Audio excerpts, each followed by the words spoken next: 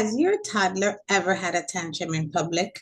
So you're at the supermarket, you said no to some cookies, and your toddler proceeds to have a meltdown right in the middle of the cookie aisle for everyone to see.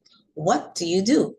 Hi, my name is Ana Mercedes, and I'm a former early childhood educator, now parenting coach and instructional coach. And I help families of children from birth to age 7 parent with clarity, confidence, and connection.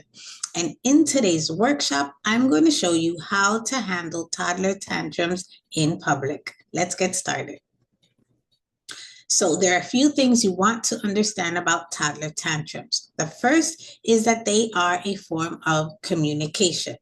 For your little ones, all behavior is a form of communication. The second thing you want to understand is that they are a perfectly normal part of early childhood development. And the third thing you want to know is that for your toddler, those big feelings, those big emotions are valid. Now, why do toddlers have tantrums? Well, there are 4 scientifically proven reasons, general reasons why they have tantrums. The first is that they could be hungry. The second is they could be tired. The third is that they could be overstimulated. And the fourth is brain development. It's important to remember that your toddler's prefrontal cortex, the area of the brain responsible for logic and reasoning, although physically it is present, that function is not yet fully developed. So they are very much running on their emotional brain. Now, here is where you come in. Because the toddler is still not equipped with the linguistic capacity to express those feelings or the skills to self-regulate, this is where you, as the parent, must co-regulate with your child. Now, what does the term co-regulation mean, and why does it matter? I'll tell you now. According to the Child Mind Institute, the term co-regulation is a mutual act of exchanging calm between two people. So co-regulation can occur between you and your spouse, you and a coworker even, you and your pet, and most importantly, you and your child. Now, why does it matter? It matters because your toddler does not yet know how to self-regulate. So they need you to help them, hence the term co-regulation. Now, of course, we know that that implies that you, as the parent, know how to self-regulate. And in doing so, you model self-regulation. Now, let's look at a script that we can use in public spaces when working with our toddler and their tantrums. I like to call this the C.A.L.M.R script. C for connect and validate. A for assess and attune. This is a quick internal check-in on your nervous system and a quick self-regulation check-in. L for limit and direct. M for move forward with choice. And R for recover. Let's look at what that looks like in action. So this is a playground scenario. If we want to look at the C.A.L.M script in action for connecting and validating, so let's say your child is very upset about leaving the playground, they are having a tantrum. How do you connect and validate? Because this is about connection before correction. You can say something like, I can see you're really upset about leaving the playground. That's hard when you're having so much fun. Then you want to assess and attune. So this is a very quick internal check-in. How's my child's nervous system right now? How is my nervous system? And then you want to align your energy to what they need. So if they are very aggravated and agitated and frustrated, they're going to need you to be calm and quiet. And there are occasions where it's the opposite. Then you want to limit and redirect. So it's okay to feel angry, but we can't throw things or hit or scream here. Let's take some deep breaths. And here is where you're co-regulating. You start to model breathing. M, you want to move forward with choice. So would you like to walk to the car holding my hand, or would you like me to carry you? You choose. So this is coming from a place of calm. This is not a threat, right? And then finally, you want to have some time to allow your child to process and recover. So you would say something like, now that we're at home, let's take a look at the calendar and see when we can return to the park. So you see how that came full circle. Let's look at the C.A.L.M script in action at the supermarket.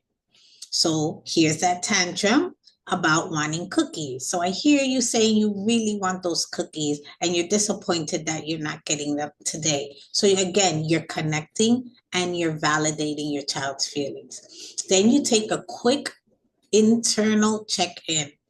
Is my child in fight or flight mode or just frustrated? And then you check in on yourself. Am I embarrassed? Do I feel rushed? And then you want to complement your child's emotional intensity with calm presence. Remember, you're not matching their energy, you're complementing their energy. Then you want to limit and redirect. So it's okay to feel angry about this. We can't buy the cookies today, but your feelings are okay. Let's take 3 deep breaths together. Here is where you are co-regulating. Model that slow and exaggerated breathing. M, you want to move forward with a choice. In this case, we want to redirect the child's attention. Oh, I need your help to finish shopping. Can you help me find the bananas, or would you rather sit in the cart while I push? And now you give the child either a role to actively participate. You have to remember all toddlers want agency and autonomy, right? They're just coming into their bodies. They're learning how to walk and be independent. So they want to know that they have a voice and a choice.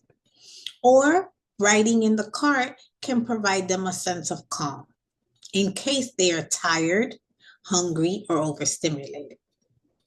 If the tantrum escalates, you can say, okay, I see this is really big for you, so we're going to step outside.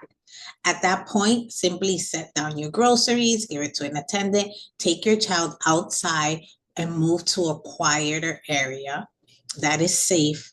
And then you want to go again to that co-regulation, model the deep breathing and help your child calm down.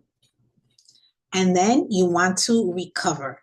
You had such big feelings about those cookies. That is normal. When we get home, we can have our snack together, right? Or perhaps we can bake cookies together.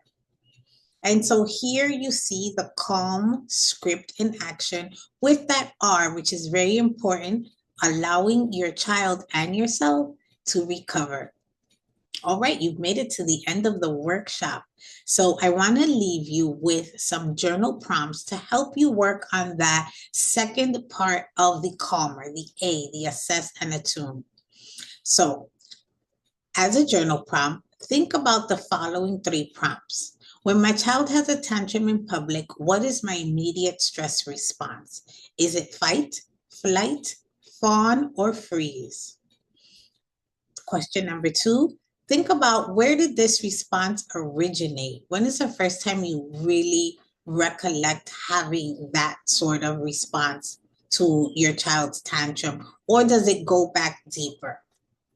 And 3, what can I do to self-regulate when this response comes up? So that means, are you going to do deep breaths? Are you perhaps going to do some self-massage? Are you going to close your eyes and then open them again and visualize the situation in a more positive light, right? Because this is about taking that, learning how to take that pause so that you can respond to your child's tantrum instead of reacting. So thank you so much. And for one-on-one coaching on all things early childhood, you can visit me on Sunshine+Sage, parentingstudio.com, and schedule an alignment call to see if parent coaching is the right fit for you. Until then, keep parenting with Sunshine and Sage. Adios.